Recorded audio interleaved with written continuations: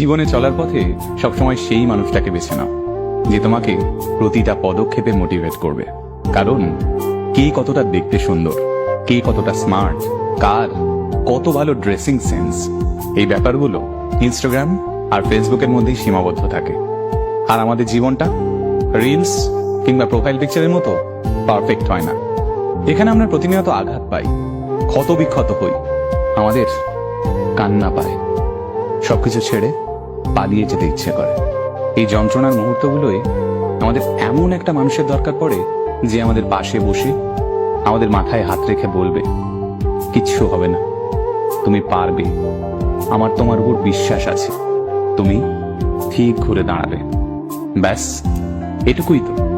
তাই এইরকম একটা মানুষ খোঁজো আর নিজেও এইরকম একটা ইন্সপায়ারিং মানুষ হওয়ার চেষ্টা করো, তাহলেই দেখবে জীবনটা অনেক সহজ হয়ে গেছে।